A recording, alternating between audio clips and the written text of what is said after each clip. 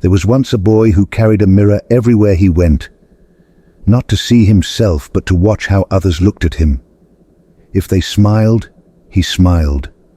If they frowned, he doubted himself. Every expression, every word, every silence from others shaped how he felt inside. He believed he needed their approval to feel worthy, loved, enough. But the mirror grew heavy, and over time it cracked, not from a fall but from the pressure of reflecting everyone else. One day, he met a traveler who didn't carry a mirror at all. The boy asked the traveler, "Aren't you afraid of what people think of you?" The traveler smiled. "They will think. That's what people do. But I don't have to hold it." The boy looked confused. "But how do you know if you're doing the right thing, if no one tells you?" The traveler picked up a stone and tossed it into a still pond. "Watch." Ripples moved outward, then faded. "That's what their opinions are," he said. "Temporary movements, but you're the water. Still, whole. You don't need permission to exist." The boy looked at the cracked mirror in his hands. For the first time, he wondered what he looked like without it. They walked through a market full of noise, opinions, and comparison. People shouted deals, judged clothes, whispered about strangers. The traveler moved through it all like wind, unshaken, unbothered. The boy asked, "Don't you care if they think you're strange?" The traveler paused. "I care if I betray myself. That's the only opinion I answer to." They passed a mirror shop. The boy stopped and looked at his reflection, but this time he didn't check if anyone else was watching. He just looked, quietly. And for the first time, he saw someone who didn't need to be seen to be real.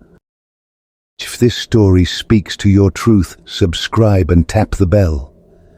Freedom begins when you stop performing. Later, they sat by a small fire outside the village. The stars above were countless, yet none competed for brightness. The traveler said, "The sun never asks the moon to clap. The tree never waits for praise before it grows. Why should you?" The boy stared into the fire.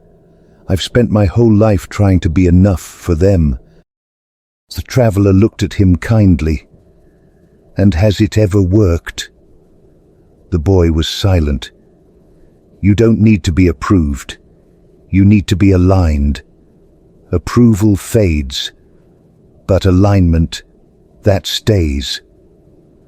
The boy didn't fully understand, but something inside him nodded.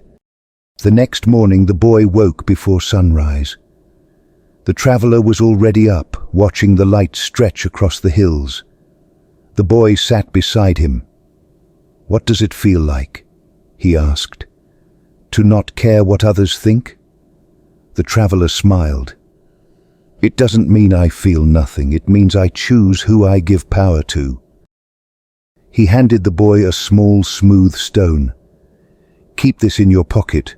Every time you start asking, 'Do they like me?' touch it, and ask a better question, 'Do I like who I'm being right now?'" The boy closed his hand around the stone. It was light, but it carried weight. The boy returned home with no mirror in his hands, just the stone in his pocket and a stillness in his chest. People still gave opinions. Some praised, some judged, some ignored. But none of it echoed like before.